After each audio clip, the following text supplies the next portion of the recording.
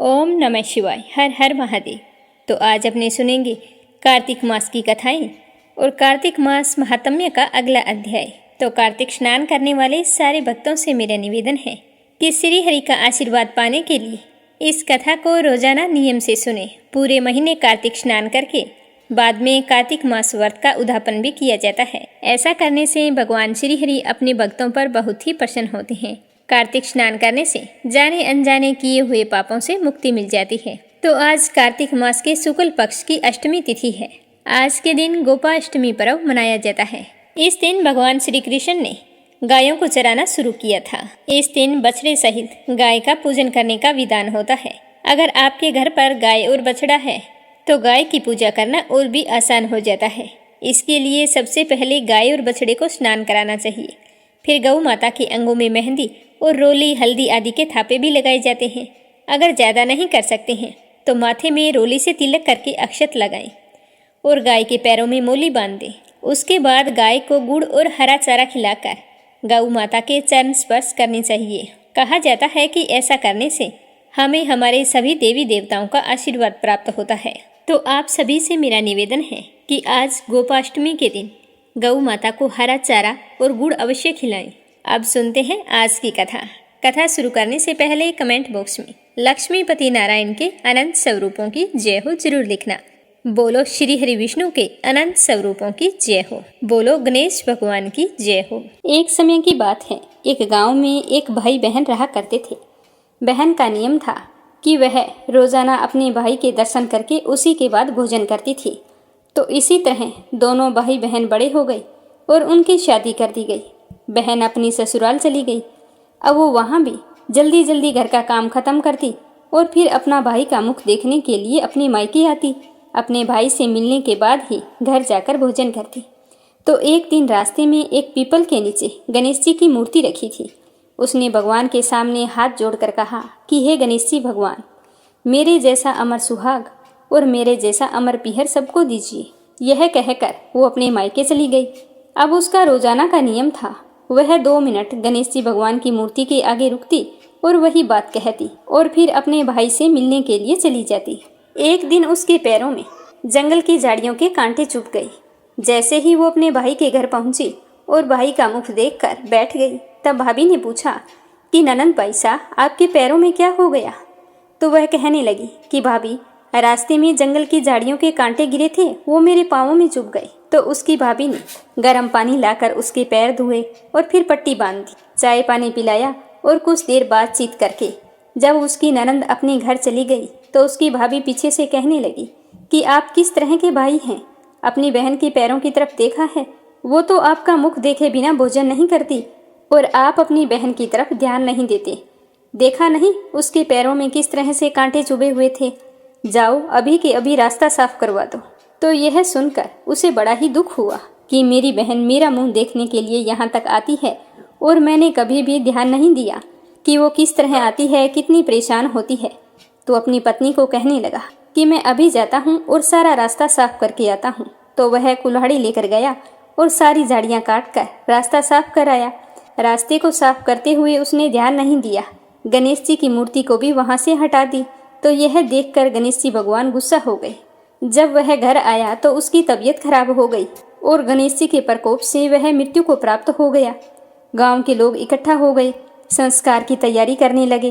तो उसकी पत्नी ने रोते हुए कहा कि भाई, आप लोग थोड़ी देर रुक जाइए, मेरी ननंद आने वाली है। वो अपना भाई का चेहरा देखे बिना भोजन नहीं करती। तो गाँव वाले कहने लगे कि आज तो अपने भाई का मुख देख लेगी, वो कल किसका मुख देखेगी? तो वह कहने लगी कि आज इनकी बहन को इनके दर्शन कर लेने दो, फिर आप ले जाना, यह उसका नियम है। तो गांव वाले उसकी बहन का इंतजार करने लगी। रोज की तरह बहन अपने भाई का मुख देखने के लिए जंगल के रास्ते से निकली। तो जंगल का रास्ता सारा साफ किया हुआ था। तो वह आगे बढ़ी तो उसने देखा कि सिद्धि विनायक भी वहां पर नहीं थे। तो वो सोचने लगी कि गणेश जी की मूर्ति कहाँ गई। तभी उसकी नज़र गणेश जी की मूर्ति पर पड़ी। तो उसने मूर्ति को उठाया और साफ करके वापिस उसी जगह पर रख दिया और गणेश जी भगवान को प्रणाम करके कहने लगी कि हे गणेश जी भगवान, मेरे जैसा अमर सुहाग और मेरे जैसा अमर पीहर सबको देना। यह कहकर वो चली गई। तो भगवान सोचने लगे कि अगर आज मैंने इसकी नहीं सुनी तो मेरी कौन मानेगा, कौन मुझे पूजेगा। मैंने तो इसके भाई के प्राण हर लिए हैं। तो सिद्धि विनायक ने उसे आवाज़ दी कि बेटी, इस खेजड़ी की 7 पत्तियां तोड़कर ले जा और उसे कच्चे दूध में घोलकर तुम्हारे भाई के ऊपर छींटा मार देना, तो वह उठकर बैठ जाएगा। तो यह आवाज़ सुनकर बहन पीछे मुड़ी तो पीछे कोई नहीं था। तो वह सोचने लगी कि कौन था, कौन मुझे आवाज़ दे रहा था। कोई बात नहीं, जैसा सुना है वैसा कर लेती हूँ। तो उसने 7 खेजड़ी की पत्तियां तोड़ी और अपनी चुनरी के पल्ले बांध ली और अपने भाई के घर पहुँच गई। वहाँ जाकर देखा तो खूब सारे लोग इकट्ठा होकर बैठे थे। भाभी रो रही थी और भाई की लाश रखी हुई थी। तो यह देखकर उसे बहुत दुख हुआ। फिर उसे पत्तियों वाली बात याद आई। तो जैसे उसने सुना था उसी तरह उसने दूध में उन पत्तियों को घोलकर अपने भाई के ऊपर छींटा दिया। तो उसका भाई तो उठकर बैठ गया और कहने लगा कि बहन, आज तो मुझे बहुत गहरी नींद आई। तो अपने भाई की बात सुनकर उसकी बहन कहने लगी कि भैया, ऐसी गहरी नींद तो किसी दुश्मन को भी ना आई। यह कहते हुए उसने सारी बात अपने भाई को बता दी। तो यह सुनकर उसके भैया और भाभी बहुत ही खुश हुए और गांव वालों को भी यह जानकर बड़ी ही हैरानी हुई। सारे कहने लगे कि बहन में सत्य था जो उसने अपने भाई को मौत के मुंह से वापस निकाल लिया है। और सारे गणेश जी भगवान का जयकारा लगाने लगे। हे गणेश जी भगवान, जैसे आपने उस लड़की के भाई की रक्षा की, वैसे ही सभी बहनों के भाइयों की रक्षा करना और उनका अमर पीहर और अमर सुहाग बनाए रखना। जो भी आपकी इस कथा को श्रद्धा भाव से सुने, उसकी सारी मनोकामनाएं पूर्ण करना। बोलो गणेश जी भगवान की जय हो। अब अपने सुनते हैं गौ माता की कहानी। यह कहानी उस समय की है जब भगवान श्री कृष्ण ने गौओं को चराना शुरू किया था। एक समय जब भगवान श्री कृष्ण ने अपने 6ठे वर्ष की आयु में प्रवेश किया तो वो अपनी माँ के पास आए और उनकी गोद में बैठकर कहने लगे कि मैया यशोदा, मुझे आपसे कुछ कहना है। तो यशोदा मैया कहने लगी कि बोल लल्ला, आज तुम्हें क्या कहना है। मेरे नटखट लल्ला, आज तुम्हें अपनी मैया पर प्यार कैसे आ रहा है। तो कृष्ण कन्हैया कहने लगे कि मैया, अब हम बड़े हो गए हैं, आपको पता है। तो यशोदा मैया कहने लगी कि अच्छा लल्ला, अब तुम बड़े हो गए हो तो हमें क्या करना चाहिए। तो मैया की बात सुनकर कन्हैया चहकता हुआ कहने लगा कि मैया, आज के बाद हम बछड़े चराने नहीं जाएंगे, हम तो गाय चराने जाएंगे। तो उसकी माँ कहने लगी कि नहीं बेटा, तुम अभी छोटे हो, गायों को तुम नहीं चरा सकते, तुम छोटे छोटे बछड़ों को ही चरा लाया करो। तो वो कहने लगा, नहीं मैया, अभी तो आपने मुझसे कहा था कि तुम बड़े हो गए हो तो हमें क्या करना चाहिए, मैं तो गायों को चराने जाऊंगा। तो मैया कहने लगी कि लल्ला, मैं कुछ नहीं कह सकती, अगर तुम्हें गाय चरानी है तो अपने बाबा से पूछ लेना। तो मैया के इतना कहते ही झट से कृष्ण कन्हैया भागे भागे नंद बाबा के पास गए और कहने लगे कि बाबा, हमें तो आज से गाय चराने जाना है। तो बाबा कहने लगे कि लल्ला, अभी तुम बहुत छोटे हो, तुम बछड़े ही चराओ। पर कन्हैया ने तो जिद पकड़ ली। वो कहने लगा कि मैं तो गाय लेके जाऊंगा और आज ही लेकर जाऊंगा। तो कन्हैया का हठ देखकर नंद बाबा कहने लगे कि तुम्हें गाय चराने जाना है तो मैं चाहता हूँ कि मेरा लल्ला शुभ मुहूर्त में गाय चराने जाए। तो तुम ऐसा करो, पंडित जी को बुला लाओ, वो शुभ मुहूर्त बता देंगे और उसी दिन से तुम गाय चराने चला जाना। तो इजाज़त मिलते ही कृष्ण कन्हैया भागे भागे पंडित जी के पास गए और वहाँ जाकर प्रणाम करके कहने लगे कि पंडित जी, आपको बाबा ने बुलाया है। तो पंडित जी पूछने लगे कि क्यों भाई, आज बाबा ने मुझे क्यों याद किया। तो कान्हा कहने लगा कि गऊ चारण का मुहूर्त देखना है, आज मैं गौएं चराने जाना चाहता हूँ। आप ऐसा करना कि गऊ चराने का मुहूर्त आज का ही बता देना, मैं आपको बहुत सारा मक्खन दूंगा। तो पंडित जी उसकी मासूमियत पर मन ही मन हंसने लगे और कन्हैया के साथ नंद बाबा के पास पहुँच गए। तो नंद बाबा ने कहा कि हमारा लल्ला बड़ा हो गया है, पंडित जी अब आप कोई अच्छा सा मुहूर्त देखकर बताइए कि कृष्ण कन्हैया गाय चराने किस दिन से जा सकता है। तो पंडित जी तो अपना पोथी पतरा देखकर बार बार गणना करने लगे। तो नंद बाबा उन्हें ऐसा करते हुए देखकर कहने लगे कि पंडित जी क्या बात है, कुछ बताओ तो सही। तो नंद बाबा की बात सुनकर पंडित जी कहने लगे कि नंद जी, हम आपको क्या बताएं, आज का ही मुहूर्त निकल रहा है, इसके बाद तो 1 वर्ष तक कोई मुहूर्त नहीं है। तो पंडित जी की बात सुनकर नंद बाबा ने कृष्ण कन्हैया को कहा कि तुम आज से ही गौएं चराने जा सकते हो। तो यह सुनकर कृष्ण कन्हैया बहुत ही खुश हुए। उस दिन कार्तिक माह के शुक्ल पक्ष की अष्टमी तिथि थी। जैसे ही कृष्ण कन्हैया गौएं चराने जाने लगे तो यशोदा मैया ने अपने लल्ला का खूब श्रृंगार किया और जैसे ही पैरों में जूतियां पहनाने लगी तो लल्ला ने कहा कि मैं जूती नहीं पहनूंगा। तो उसकी मैया बोली कि बेटा तुम जूती नहीं पहनोगे, तुम्हारे पैरों में तो कांटे चुभ जाएंगे। तो कृष्ण कन्हैया कहने लगे, यदि मेरी गाय जूते पहने तो ही मैं जूते पहनूंगी, अगर वो नंगे पांव घूमेगी तो मैं जूतियां नहीं पहनूंगा। ऐसा कहकर श्री कृष्ण कन्हैया नंगे पांव ही गायों को चराने के लिए चले गए। कहते हैं कि जब तक कान्हा जी वृंदावन में रहे थे तो उन्होंने कभी भी अपने पैरों में जूतियां नहीं पहनी थी। आगे आगे गाय और उनके पीछे पीछे बांसुरी बजाते भगवान और उनके पीछे बलराम श्री कृष्ण के यश का गान करते हुए ग्वाल गोपाल इस प्रकार से विहार करते हुए भगवान ने उस वन में प्रवेश किया। कहते हैं कि उसी दिन से गोचारण की लीला का आरंभ हुआ था। फिर यह शुभ तिथि गोपाष्टमी के नाम से जानी जाने लगी। बोलो गौ माता की जय हो, बोलो कृष्ण कन्हैया की जय हो।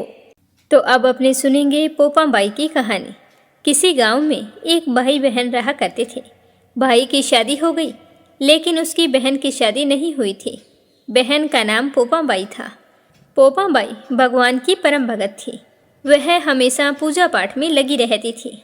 एक दिन उसके भाई भाभी ने उसे शादी करने के लिए कहा तो उसने मना कर दिया और कहा कि भैया भाभी मैं शादी नहीं करवाऊंगी और ना ही आज के बाद से आपके साथ रहना चाहती हूँ। आप ऐसा करो, मेरे लिए गांव से बाहर एक झोंपड़ी बनवा दो, मैं उसी में रहकर अपना जीवन व्यतीत कर लूँगी। तो उसका भैया कहने लगा कि बहन मैं तुम्हें गांव से बाहर अकेली को कैसे छोड़ सकता हूँ।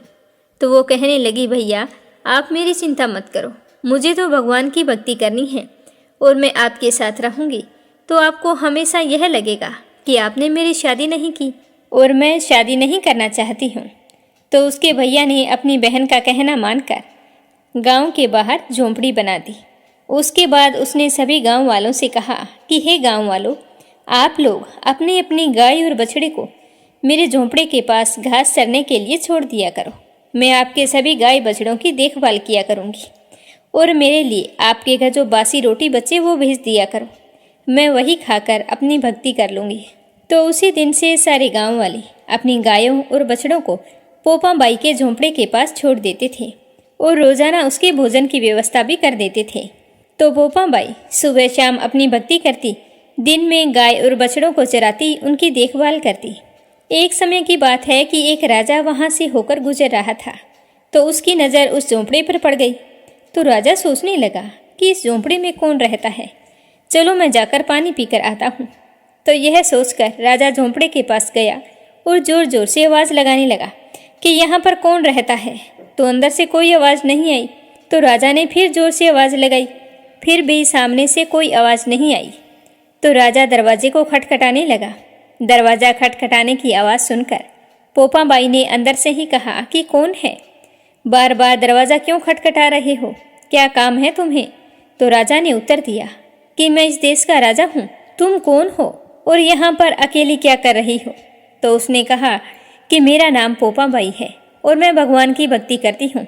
मेरा नियम है कि मैं किसी भी पुरुष का मुंह नहीं देखती हूँ। तो राजा बोले कि मैं तो इस देश का राजा हूँ और यहाँ पर मेरा ही हुक्म चलता है, मैं तो आपके साथ विवाह करना चाहता हूँ, आप मेरे सामने आओ। तो पोपा बाई ने कहा कि तुम अपने महल को लौट जाओ, मैं शादी नहीं करना चाहती। लेकिन राजा ने पोपा बाई की बात की ओर ध्यान नहीं दिया और दरवाजे को तोड़कर अंदर चले गई और पोपा बाई को बलपूर्वक उठाकर अपने घोड़े पर बैठाया और महल की ओर चल पड़े।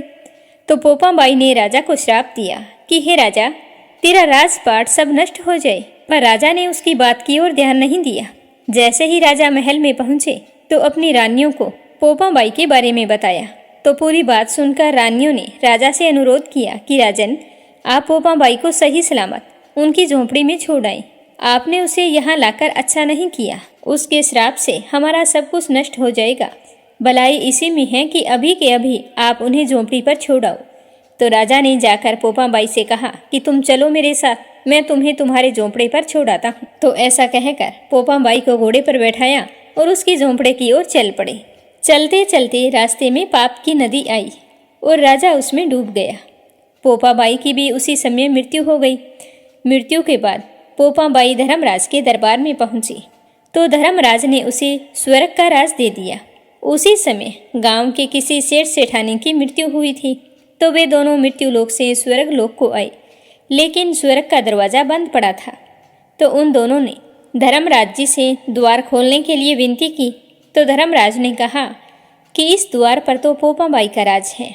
तो सेठ सेठानी ने कहा कि हम तो पोपाबाई को जानते ही नहीं कि पोपाबाई कौन है और वो यहाँ पर राज कैसे करती है। तो उनकी बात सुनकर धर्मराज जी ने कहा कि मैं तुम दोनों को 7 दिन के लिए मृत्यु लोक में भेजता हूँ। वहाँ जाकर तुम 8 खोपरा राई से भरकर 5 कपड़ा ऊपर रखकर कहानी सुनना और फिर उसका उद्यापन करना और इस प्रकार कहना कि राज है पोपाबाई का, लेखा लेगी राई राई का। कहा जाता है कि उसी दिन से पोपाबाई की कहानी कही और सुनी जाती है। अब अपने सुनते हैं धर्मराज जी की कहानी। एक नगर में 2 सेठानियां रहती थी। एक के घर में बहुत सारा धन था, पर वो बहुत ही कंजूस थी। दूसरी के पास धन थोड़ा कम था, पर मन से वह बहुत ही अमीर थी। वह रोजाना सुबह जल्दी उठती, गंगा स्नान करती, तुलसी माता बड़ पिंपल सींचती, भगवान के मंदिर जाकर भगवान की पूजा करती, धर्मराज सूरज भगवान की कहानी सुनती, भगवान के भोग लगाकर ब्राह्मण को जिमाती, गाय व कुत्ते के लिए ग्रास निकालती।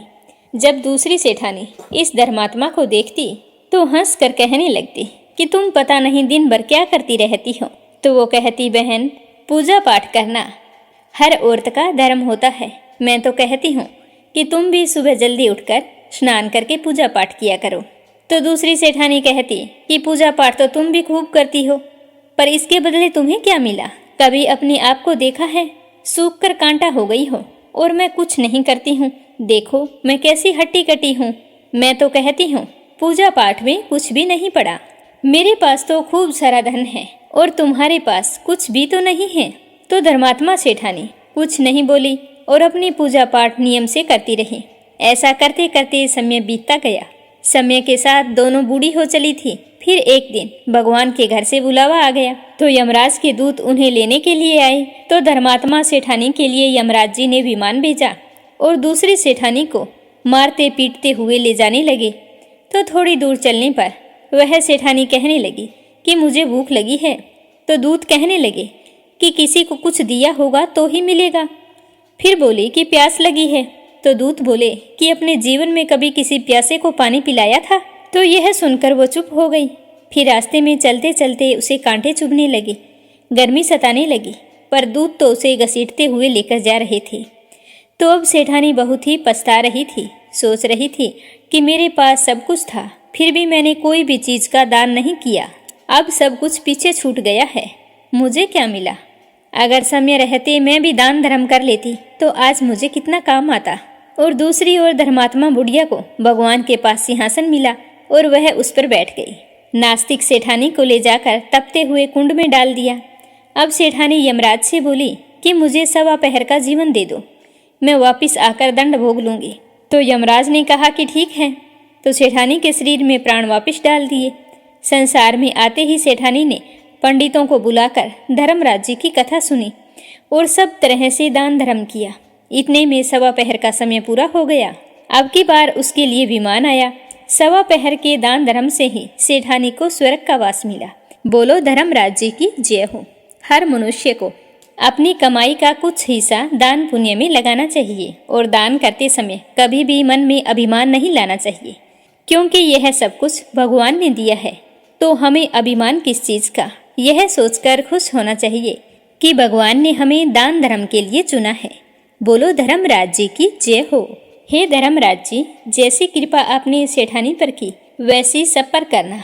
जो दान करे, गरीबों की सहायता करे और आपकी इस कथा को पूरे श्रद्धा भाव से सुने, उसकी सारी मनोकामनाएं पूर्ण करना। एक समय एक ब्राह्मण पूजा पाठ करने जा रहा था। रास्ते में उसे शनि महाराज मिले। तो ब्राह्मण देव शनि देव से पूछने लगे कि आप कहाँ जा रहे हो? तो शनि महाराज बोले कि मैं तो राजा के लगने के लिए जा रहा हूँ। तो ब्राह्मण ने कहा कि आप राजा के लगोगे तो सारी प्रजा दुखी हो जाएगी, इसीलिए आप ऐसा करो, मुझे लग जाओ। तो शनि महाराज कहने लगे कि मैं 7.5 साल लगूंगा। तो ब्राह्मण ने कहा कि नहीं। तो शनि महाराज बोले 5 साल। तो भी ब्राह्मण ने कहा कि ज़्यादा है। तो शनि देव बोले कि 2.5 साल। तो ब्राह्मण बोले ये भी ज़्यादा है। तो ब्राह्मण देव की बात सुनकर शनि देव कहने लगे कि तुम ही बता दो कितने समय लगना है। तो ब्राह्मण देवता बोले कि मुझे आप 1.25 पहर के लग जाओ। तो शनि देव बोले कि ठीक है। तो ब्राह्मण जाकर नदी के किनारे बैठ गए और सोचने लगे कि 1.25 पहर यहीं पर बैठकर पूजा पाठ करता रहूंगा। उसी समय नदी में से 2 मतीरे जा रहे थे। तो ब्राह्मण ने सोचा कि इन्हें निकालकर थैले में रख लेता हूँ, कल घर जाऊंगा तो बच्चों को दे दूंगा, वो खुश हो जाएंगे, कितने सुंदर मतीरे हैं। ये सोचकर ब्राह्मण ने उन मतीरों को निकालकर अपने थैले में रख लिया। लेकिन शनि देव के प्रकोप से वो मतीरे राजा के लड़के के सिर में बदल गई। तभी शनि महाराज उस ब्राह्मण के पास आकर कहने लगे कि मैंने राजा के बच्चों के सर काटकर तुम्हारे थैले में रख दिए हैं। तो यह देखकर ब्राह्मण देवता घबरा गया और कहने लगा कि महाराज आप किसी से मत कहना, मुझे 1.25 पहर की दशा लगी है, फिर सब कुछ ठीक हो जाएगा। तो शनि देव वहां से चले गए। रास्ते में उन्हें एक व्यक्ति मिला, उसे कह दिया और बोला कि तुम किसी को मत बताना। आगे चले तो 2 व्यक्ति और मिले, उन्हें बता दिया कि नदी किनारे एक ब्राह्मण बैठा है, उसके थैले में राजा के सिर कटे हुए हैं। तो वे तो दोनों भागे भागे राजमहल में गए और राजा को बता दिया। तो राजा ने अपने सैनिकों को भेजकर पकड़वाया और कहा कि सीधे सूली पर चढ़ा दो। तो ब्राह्मण देवता ने कहा कि मुझे राजा से एक बार बात करनी है, पर राजा उससे बात करने के लिए तैयार नहीं थे। वो कहने लगे कि मुझे अब क्या बात करनी है, जब मेरे दोनों बच्चों का सर ही काट दिया है, अब मैं उसकी शक्ल भी नहीं देखना चाहता, तुम उसे सूली पर चढ़ा दो। तो राजा की आज्ञा अनुसार उस ब्राह्मण देवता को सूली पर चढ़ाने की तैयारियां की जाने लगी। जैसे ही ब्राह्मण को सूली पर चढ़ाया जाना था, उसी समय राजा के लड़के खेलते खेलते आ गए। तो राजा और रानी अपने बच्चों को सही सलामत देखकर बड़े ही हैरान हुए। राजा भागकर खड़े हुए और उसी जगह भागकर गए जहां ब्राह्मण को सूली चढ़ानी थी। मन ही मन सोचने लगे कि अगर ब्राह्मण को सूली पर चढ़ा दिया होगा तो ये ब्रह्म हत्या का पाप मेरे सर से कैसे उतरेगा। तो राजा ने जाकर देखा कि ब्राह्मण को सूली देने ही वाले थे। तो राजा ने उन्हें जाकर रोक दिया और ब्राह्मण से हाथ जोड़कर माफ़ी मांगी और कहा कि ब्राह्मण देवता ये सब कुछ कैसे हुआ। तो ब्राह्मण देव ने हाथ जोड़कर प्रणाम करते हुए कहा कि महाराज इसीलिए तो मैं आपसे बात करना चाहता था, पर आप तो मेरी शक्ल ही नहीं देखना चाहते थे। तो राजा कहने लगे कि क्या बात है, मुझे कुछ भी समझ में नहीं आ रहा, तुम मुझे बताओ कि ये सब कुछ कैसे हुआ। तो ब्राह्मण देवता कहने लगे कि राजन जानता तो मैं भी कुछ नहीं, मैं तो पाठ करने जा रहा था, तो रास्ते में शनि महाराज मिल गए और मैंने पूछ लिया कि आप कहाँ जा रहे हैं। तो उन्होंने कहा कि राजा को लगने के लिए जा रहा हूँ। तो मैं बोला कि राजा के अगर लग गए तो सारी प्रजा दुखी होगी, इसीलिए आप ऐसा करो मुझे लग जाओ। तो शनि महाराज ने कहा कि मैं 7 साल लगूंगा। मैंने कहा कि 1.25 पहर लग जाओ। मैंने सोचा कि 1.25 पहर तो यूं निकल जाएगा, मैं तो नदी के किनारे पूजा पाठ करूंगा, 1.25 पहर बीत जाएगा। पर मुझे क्या पता था कि इस 1.25 पहर में मुझे फांसी लगनी तय हो जाएगी। तो राजा कहने लगे कि ब्राह्मण देव शनि की दशा कैसे उतरती है, मैं तो इसके बारे में कुछ जानता भी नहीं हूँ। तो ब्राह्मण देव ने कहा कि राजा सोने चांदी का दान, तांबे का दान, लोहे का दान और पीतल का दान करने से शनि दोष से मुक्ति मिलती है। तो राजा ने कहा कि जो साहूकार होगा वो तो ये सब कुछ कर लेगा, लेकिन जो गरीब होगा उसकी दशा कैसे उतरेगी।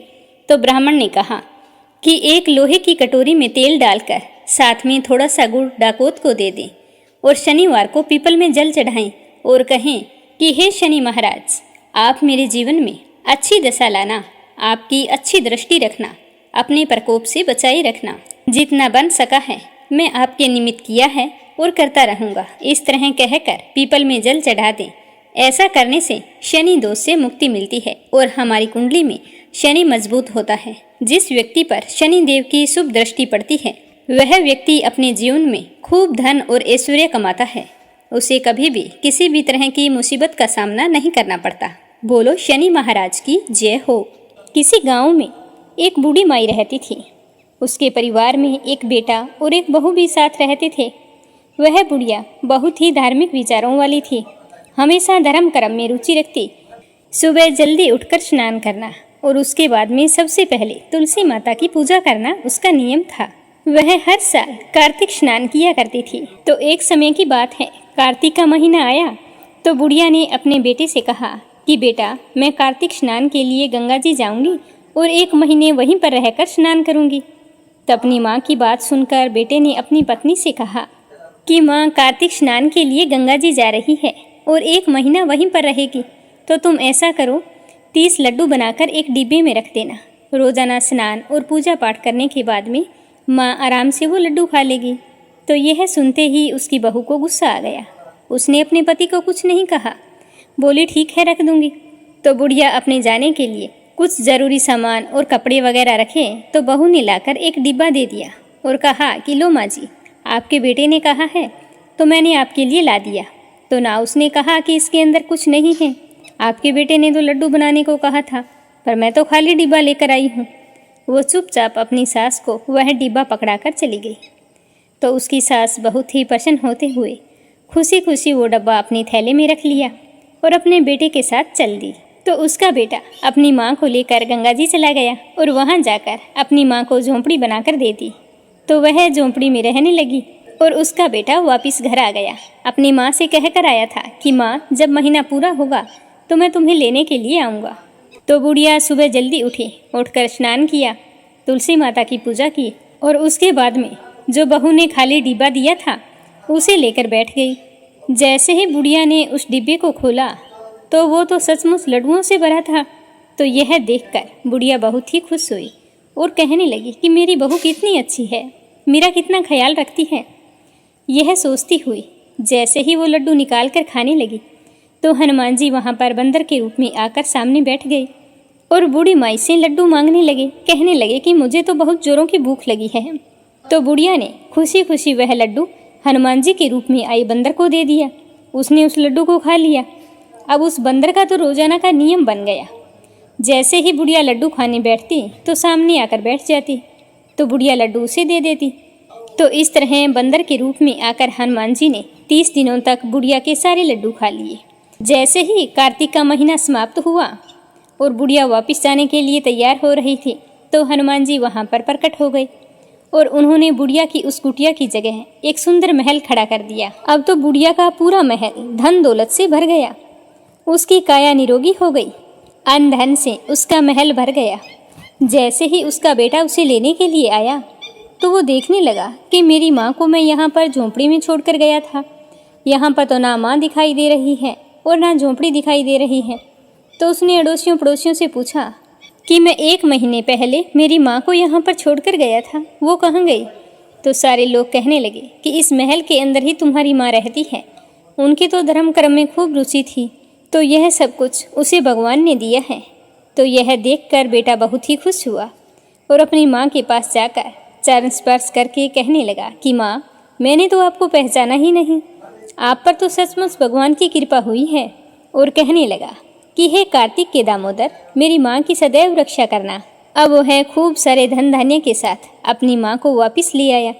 जैसे ही वो अपने घर में गए तो उसकी पत्नी ने माँ बेटे को देखा तो उसके गुस्से का कोई ठिकाना नहीं रहा। वह अपनी सास को इतनी धनी और सुखी देखकर जल भुन गई और मन ही मन सोचने लगी कि अगले साल मैं भी मेरी माँ को कार्तिक स्नान के लिए भेजूंगी, इस बुढ़ी की तरह मेरी माँ भी धनवान हो जाएगी। उस नासमझ के मन में यह बात नहीं आ रही थी कि यह बुढ़ी नहीं तेरी सास है और इसके पास जो धन है वो तुम्हें ही काम आने वाला है। पर उसने अपनी मूर्खता के चलते 1 साल तक इंतजार किया और जैसे ही कार्तिक का महीना आया तो अपनी माँ को संदेशा भिजवाया कि माँ, तुम तैयार हो जाओ, कार्तिक स्नान के लिए गंगा जी जाना है। और अपनी माँ के लिए खूब सारे घी और मेवे डालकर लड्डू बना दिए और कहा कि माँ, यह पूरा का पूरा डब्बा लड्डुओं से भरा है, रोजाना पूजा पाठ करने के बाद में लड्डू खा लेना। तो उसकी माँ लड्डू देखकर तो बहुत खुश हुई, पर उसका कार्तिक स्नान का कोई मन नहीं था। अनमने मन से वह अपने दामाद के साथ गंगा जी चली गई। वहाँ जाने पर उसके दामाद ने झोंपड़ी बना दी और कहा कि सासू माँ, अब आप यहीं पर रहिए, मैं 1 महीने बाद आपको लेने के लिए आऊँगा।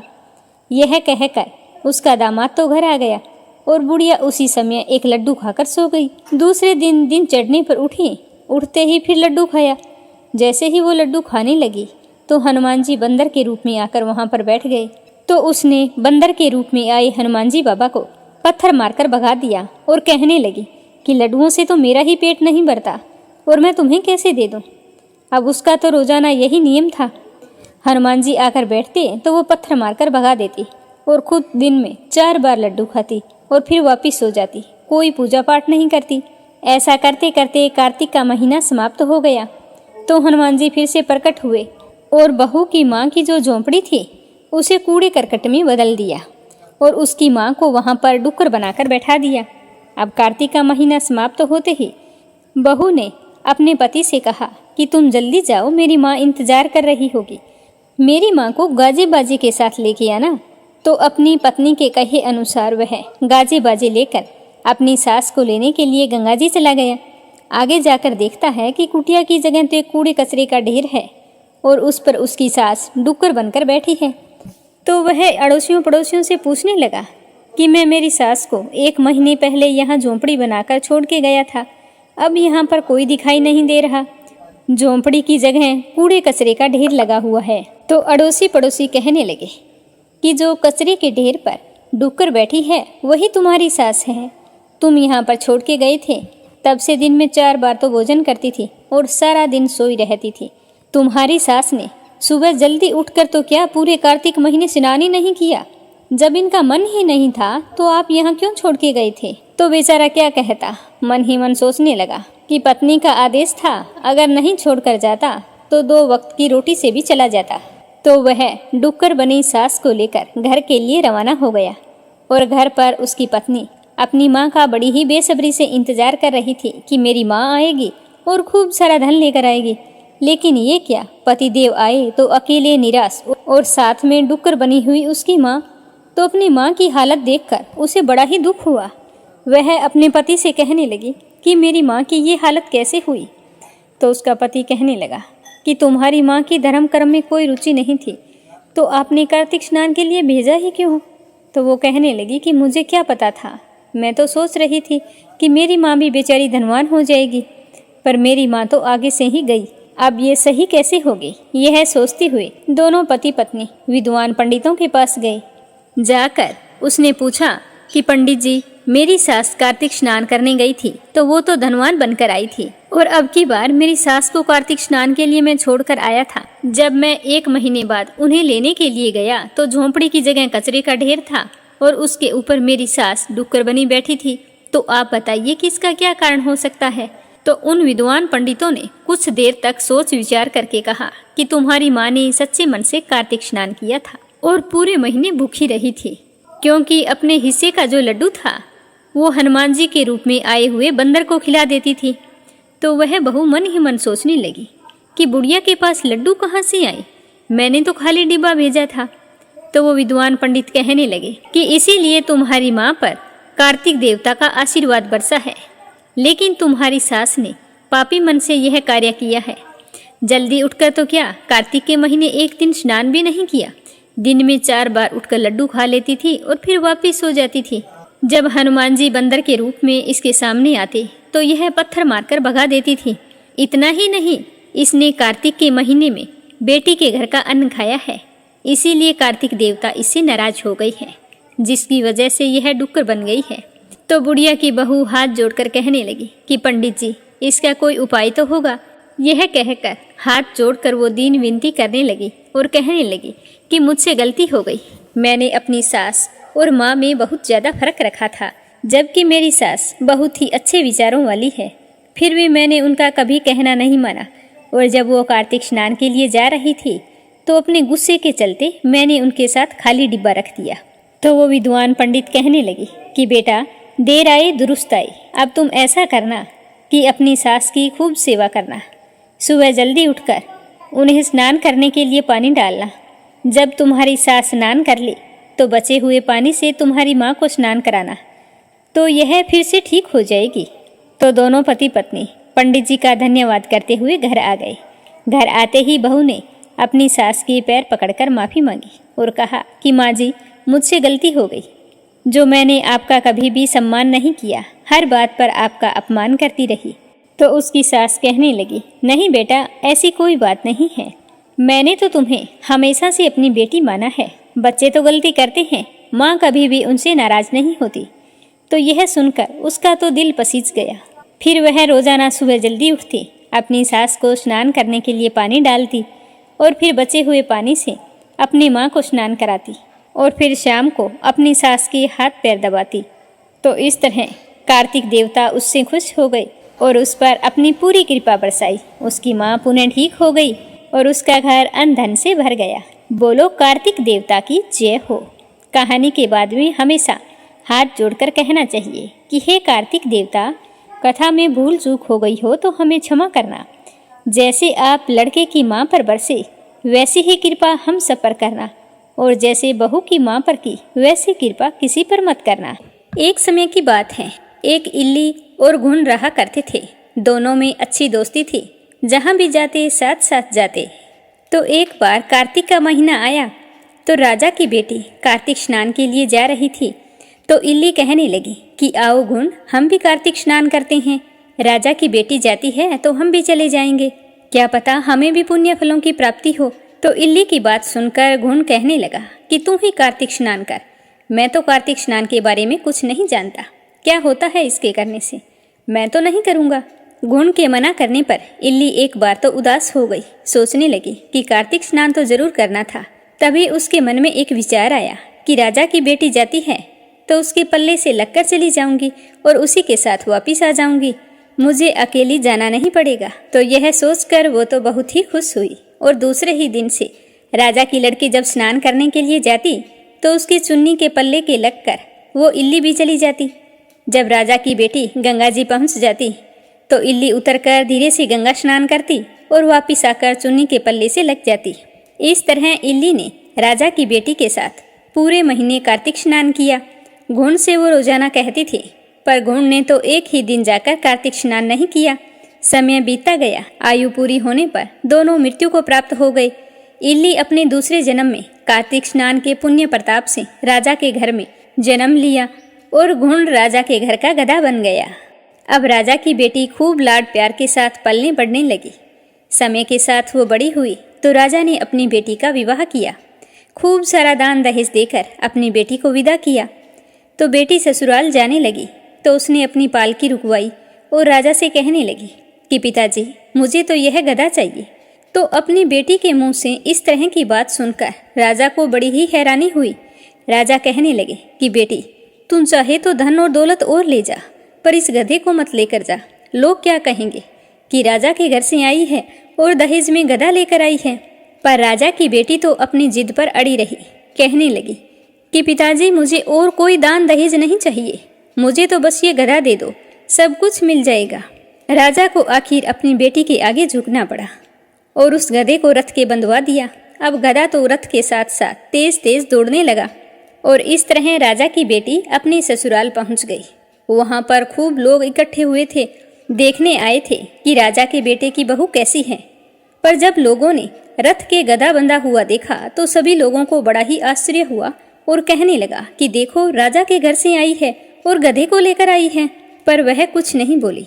राजा और उसके बेटे को भी बड़ी ही हैरानी हो रही थी कि बहू गधे को लेकर क्यों आई है। फिर रथ से खोलकर गधे को महल के नीचे बंधवा दिया। अब रोजाना राजा की पुत्रवधू घर का काम जल्दी जल्दी निपटाती और नीचे उतर आती और उस गधे से बातें करने लगती। जब लड़की नीचे आती तो गधा कहता कि मुझे पानी पिला दे।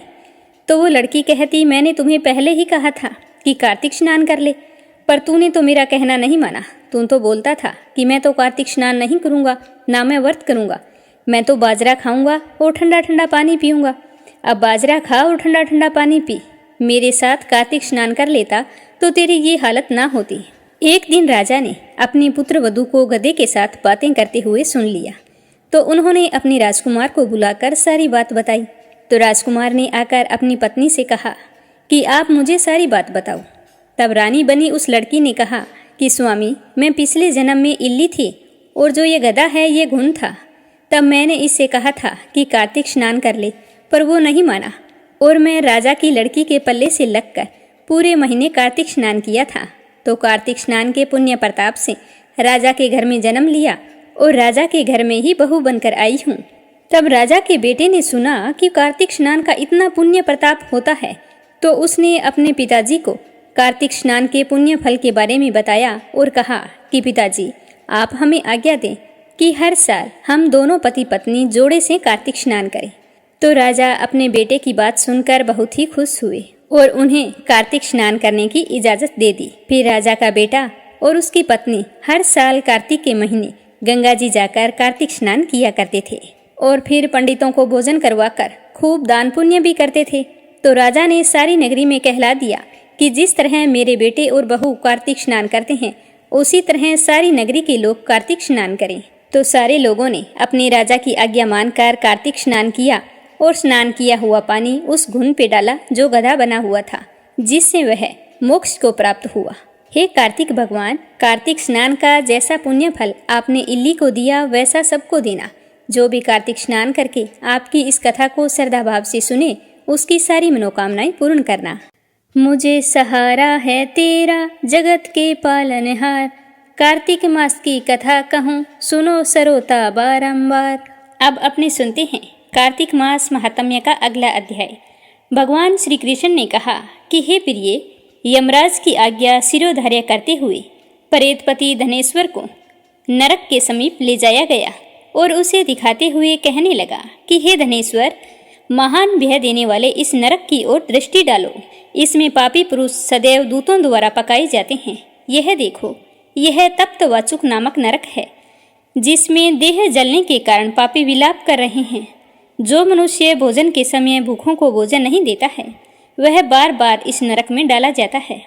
वह प्राणी जो गुरु, अग्नि, ब्राह्मण, गऊ, वेद और राजा इनको लात मारता है वह भयंकर नरक अतिशय पापों के करने पर मिलते हैं। आगे देखो, यह दूसरा नरक है जिसका नाम है अंधता मिश्र। इन पापियों को सुई की भांति मुख वाले तमोत नामक कीड़े काट रहे हैं। इस नरक में दूसरों का दिल दुखाने वाले पापियों को डाला जाता है। यह तीसरा नरक है, इसका नाम है करके। इस नरक में पापियों को आरे से चीरा जाता है। यह नरक भी 80 मंत्रवण आदि भेदों से 6 प्रकार का होता है। इसमें स्त्री तथा पुत्रों के वियोग कराने वाले मनुष्य को कड़ाही में पकाया जाता है। 2 प्रियजनों को दूर करने वाले मनुष्य भी 80 मंत्र नामक नरक में तलवार की धार से काटे जाते हैं और कुछ भेड़ियों के डर से भाग जाते हैं। अब इससे आगे देखो, चौथा नरक है, इसका नाम है अर्गल। इसमें पापी विभिन्न प्रकार से चिल्लाते हुए इधर उधर भाग रहे हैं। यह नरक भी वध आदि भेदों से 6 प्रकार का है। अब तुम इस 5वें नरक को देखो, जिसका नाम कूट सालमली है। इसमें अंगारों की तरह कष्ट देने वाले बड़े बड़े कांटे लगे हैं। यह नरक भी यातना आदि भेदों से 6 प्रकार का है। इस नरक में पर स्त्रीगामी करने वाले मनुष्य डाले जाते हैं। अब तुम इस 6ठे नरक को देखो, इस नरक का नाम उल्वण है। इसमें सिर को नीचे करके पापियों को लटकाया जाता है। जो लोग भक्ष्या भक्ष्य का विचार नहीं करते, सदा दूसरों की निंदा और चुगली करते रहते हैं, वे इस नरक में डाले जाते हैं। दुर्गंध भेद से यह नरक भी 6 प्रकार का है। और यह देखो 7वां नरक, इसका नाम है कुंभीपाक। यह बहुत ही भयंकर नरक है और यह भी 6 प्रकार का है। इसमें महापातकी मनुष्यों को पकाया जाता है। इस नरक में सहस्त्रों वर्षों तक यातना भोगनी पड़ती है। यही रौरव नरक है। जो पाप इच्छा रहित किए जाते हैं वह सुख है और जो पाप इच्छा पूर्वक किए जाते हैं वह पाप आर्दर कहलाते हैं। इस प्रकार शुष्क और आर्दर भेदों से यह पाप 2 प्रकार का होता है। इसके अलावा और भी अलग अलग 84 प्रकार के पाप हैं। अपकृण, पांडाकते, मलिनीकरण, जाति भंस्करण, उपाय, अतिपाप, महापाप, यह 7 प्रकार के पातक हैं। जो मनुष्य जैसा कर्म करता है उसे इन 7 नरकों में उसके पाप कर्मों के अनुसार पकाया जाता है। लेकिन तुम्हें कार्तिक व्रत करने वाले प्रभु भक्तों का संसर्ग प्राप्त हुआ है, उससे पुण्य की प्राप्ति हो गई है। उसी पुण्य प्रभाव के कारण ये सभी नरक तुम्हारे लिए निश्चय ही नष्ट हो गए हैं। इस प्रकार धनेश्वर को नरकों का दर्शन कराकर प्रेतराज उसे यक्ष लोक में ले गए। वहां ले जाकर उसे वहां का राजा बना दिया। वही कुबेर का अनुचर धनक्षय के नाम से प्रसिद्ध हुआ। बाद में महर्षि विश्वामित्र ने उसके नाम पर तीर्थ बनाया था। कार्तिक मास का व्रत महाफल देने वाला है। इसके समतुल्य अन्य कोई दूसरा पुण्य कर्म नहीं है। जो भी मनुष्य इस व्रत को करता है तथा व्रत करने वाले का दर्शन करता है उसे मोक्ष की प्राप्ति होती है। तो आज का अध्याय समाप्त हुआ। प्रेम से बोलो विष्णु भगवान की जय हो। अब अपने सुनते हैं तुलसी माता की कहानी। बोलो तुलसी माता की जय हो। एक बार भगवान शिव ने अपने तेज को समुद्र में फेंक दिया। उससे एक महातेजस्वी बालक ने जन्म लिया। यह बालक आगे चलकर जालंधर नाम से एक पराक्रमी द्वितीय राजा बना। इसकी राजधानी का नाम जालंधर नगरी था। द्वितीय राज काल नेमी की कन्या वृंदा का विवाह जालंधर से हुआ था। जालंधर महाराक्षस था और वृंदा एक पतिव्रता नारी थी। उसके पतिव्रता होने के कारण द्वितीय जालंधर का कोई भी बाल भी बांका नहीं कर सकता था। तो जालंधर तो महाराक्षस था, वह अपनी सत्ता के मद में चूर। उसने माता लक्ष्मी को पाने की कामना से युद्ध किया, परंतु समुद्र से उत्पन्न होने के कारण माता लक्ष्मी ने उसे अपने भाई के रूप में स्वीकार किया। तो वह वहां से पराजित होकर देवी पार्वती को पाने की लालसा से कैलाश पर्वत पर चला गया। भगवान देवादिदेव शिव का ही रूप धारण करके माता पार्वती के समीप गया, परंतु माता ने अपने योग बल से तुरंत उसे पहचान लिया और वहां से अंतर्ध्यान हो गई। देवी पार्वती ने क्रोधित होकर सारा वृत्तांत भगवान विष्णु को सुनाया। जालंधर की पत्नी अत्यंत पतिव्रता नारी थी। उसके पतिव्रत धर्म की शक्ति से जालंधर ना तो मारा जाता था और ना ही पराजित होता था। इसीलिए जालंधर का नाश करने के लिए वृंदा के पतिव्रत धर्म को भंग करना बहुत ही जरूरी था। इसीलिए भगवान विष्णु ने एक ऋषि का वेश धारण किया और वन में जा पहुंचे, जहां वृंदा अकेली भ्रमण कर रही थी। भगवान के साथ 2 मायावी राक्षस थे, जिन्हें देखकर वृंदा भयभीत हो गई और ऋषि ने वृंदा के सामने पल भर में दोनों को भस्म कर दिया। तो ऋषि की ऐसी शक्ति देखकर कैलाश पर्वत पर महादेव के साथ युद्ध कर रहे अपने पति के बारे में पूछा। तो ऋषि के रूप में आए विष्णु भगवान ने अपनी माया जाल से 2 वानर प्रकट कर दिए। एक वानर के हाथ में जालंधर का सिर था, दूसरे के हाथ में धड़ थी। अपने पति की यह दशा देखकर वृंदा मूर्छित हो गई। होश में आने पर उन्होंने ऋषि रूपी भगवान से विनती की कि वह उसके पति को जीवित कर दे। तो भगवान ने अपनी माया से पुनः जालंधर का सिर धड़ से जोड़ दिया, परंतु उस समय वो स्वयं उस शरीर में प्रवेश कर गए। वृंदा को इस बात की बिल्कुल भी भनक नहीं थी और वह जालंधर बने भगवान के साथ पतिव्रता का व्यवहार करने लगी, जिससे उसका अस्तित्व भंग हो गया। ऐसा होते ही वृंदा का पति जालंधर युद्ध में मारा गया और जब इस सच्चाई का पता वृंदा को चला तो उसने क्रोधित होकर भगवान विष्णु को शिला होने का श्राप दे दिया तथा स्वयं सती हो गई। जहाँ वृंदा भस्म हुई थी वहाँ तुलसी का पौधा उग आया। तो भगवान विष्णु ने वृंदा से कहा कि हे वृंदा, तुम अपने सतीत्व के कारण मुझे लक्ष्मी से भी अधिक प्रिय हो गई हो। अब तुम तुलसी के रूप में सदा मेरे साथ रहोगी। जो मनुष्य मेरे शालिग्राम स्वरूप के साथ तुलसी का विवाह करेगा उसे इस लोक और परलोक में विपुल यश प्राप्त होगा। इसीलिए कहा जाता है कि जिस घर में तुलसी का पौधा होता है उस घर में यम के दूत असमय कभी नहीं आते। गंगा व नर्मदा के जल में स्नान तथा तुलसी का पूजन बराबर माना जाता है। चाहे मनुष्य कितना भी पापी क्यों ना हो, जब उसकी मृत्यु का समय आता है और प्राण नहीं निकल रहे होते हैं तो उसके मुख में तुलसी का पत्ता और गंगा जल डालें तो तुरंत ही निकल जाते हैं। वह पापों से मुक्त होकर बैकुंठ धाम को प्राप्त होता है। जो मनुष्य तुलसी व आंवलों की छाया में अपने पितरों का श्राद्ध करता है उसके पितर मोक्ष को प्राप्त हो जाते हैं। बोलो तुलसी माता की जय हो। अगली कहानी लपसी और तपसी की है। प्रेम से बोलो लपसी तपसी की जय हो। एक लपसी था, एक तपसी था। तपसी हमेशा भगवान की तपस्या किया करता था और लपसी रोजाना 1.25 सेर की लापसी बनाता और सबसे पहले भगवान को भोग लगाता, उसके बाद स्वयं भोजन कर लेता। इसी तरह दोनों की दिनचर्या चल रही थी।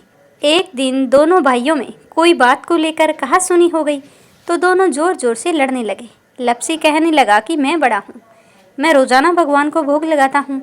तो तपसी कहने लगा कि मैं तो रोजाना तपस्या ही करता रहता हूँ, तो मैं बड़ा हूँ। इस तरह लड़ते लड़ते दोनों जोर जोर से बोलने लगे। तभी वहाँ से नारद जी गुजर रहे थे और उन दोनों की आवाज़ सुनकर उनके पास आ गए और बोले कि तुम दोनों लड़ क्यों रहे हो। तो लपसी बोला कि मैं इसे कब से समझा रहा हूँ कि मैं बड़ा हूँ, पर ये तो कहता है कि मैं बड़ा हूँ। तो तपसी कहने लगा कि मैं इतनी तपस्या करता हूँ तो मैं ही बड़ा हूँ, ये छोटी सी बात इसके समझ में नहीं आ रही। तो नारद जी कहने लगे कि तुम दोनों शांत हो जाओ, तुम्हारा फैसला मैं करूँगा, लेकिन आज नहीं, कल आऊँगा, फिर बता दूँगा कि तुम दोनों में से कौन बड़ा है। यह कहकर नारद जी चले गए। दूसरे दिन रोजाना की तरह तपसी नहाकर आए तो नारद जी ने 1.25 करोड़ की अंगूठी उसके आगे फेंक दी। तो तपसी का ध्यान जैसे ही उस अंगूठी पर पड़ा तो उसने तुरंत उठाकर अपने पैर के नीचे दबा लिया और तपस्या करने के लिए बैठ गया। तो नारद जी ने दूसरी अंगूठी लपसी के सामने फेंक दी।